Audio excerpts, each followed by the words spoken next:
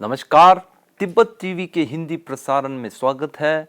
Tibet TV के साप्ताहिक हिंदी समाचार में हम दर्शकों को परम पावन दलाई लामा वर्तमान तिब्बत के परिस्थिति, निर्वासन में तिब्बत तथा तिब्बत मुक्ति साधना के संदर्भ में जानकारी प्रस्तुत करते हैं। मैं हूं तेंजिन पेलजोर। आगे देखिए इस सप्ताह के प्रमुख खबर। परम पावन दलाई लामा जी का लद्दाख प्रवास के बाद धर्मशाला आगमन। सिक्योंग पेम्बा त्सरिंग का चेक गणराज्य के दोनों संसद सदन में आधिकारिक स्वागत। अध्यक्ष खेम्बो सोनम तेनपेल ने तिब्बती युवा कांग्रेस की 18वीं कार्यकारी समिति की बैठक को संबोधन। ताइवान तिब्बत कार्यालय द्वारा तिब्बत के अंदर कोरोना की संकट स्थिति पर प्रार्थना सभा का आयोजन। अब सुनिए समाचार विस्तार से।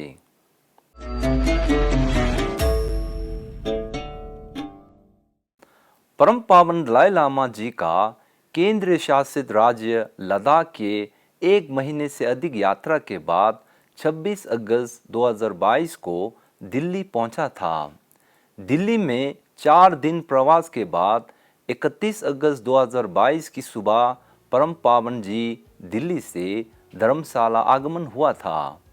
कांगड़ा हवाई अड्डा पहुंचने पर निर्वासित तिब्बती संसद के अध्यक्ष खेम्पो सोनम तेनपेल, शिक्षा कालुन थर्लम डोल्मा तथा सुरक्षा कालुन ग्यारी डोल्मा ने उन्हें स्वागत की।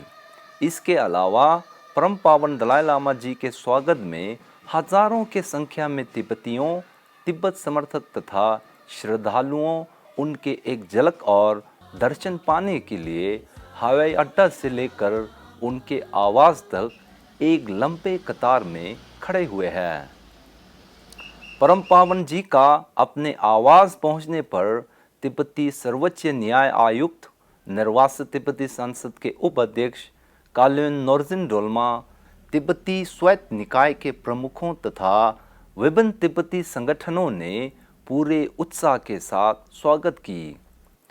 उसी सुबह परम पावन दलाई लामा जी ने सोवियत संघ के पूर्व नेता एवं नोबेल शांति विजेता मिखाइल गोर्बाचेव के निधन पर उनके बेटी इरीना विर्गंस्काय को एक पत्र लिखकर संवेदना प्रकट की है।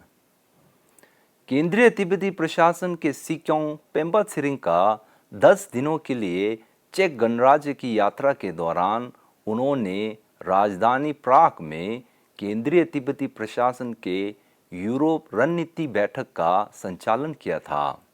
यह बैठक 16वीं कक्षा के स्थायी रणनीति समिति और जिनेवा तिब्बत कार्यालय के संयोजन में आयोजित हुआ था। इस बैठक में यूरोप स्थायी समिति के मार्गदर्शक केल्संग गेल्सेन, ब्रसेल्स प्रतिनिधि रिंगजिन गेंगखांग, जेनेवा प्रतिनिधि ठिनले छुकी, यूएन अधिकारी कल्टिन सोमो तथा लंदन के सचिव लोब्सांग समदेन शामिल थे। उसी प्रकार कशा के स्थायी रणनीति समिति के सदस्यों ने ऑनलाइन के माध्यम से भाग लिया था।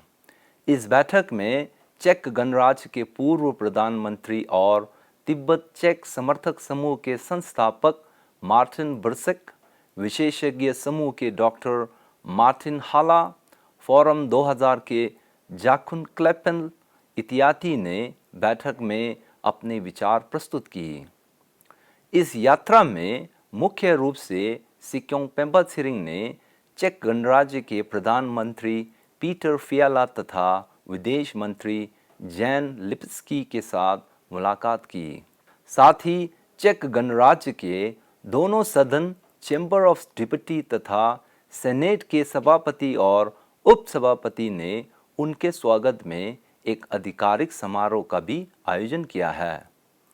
इन विशेष कार्यक्रमों के अतिरिक्त उन्होंने चेक स्थित तिब्बत समर्थक समूह के सदस्यों, शोधकर्ताओं, शिक्षाविदों एवं विभिन्न संस्थानों के प्रमुख के साथ मुलाकात कर तिब्बत मुद्दे पर चर्चा की।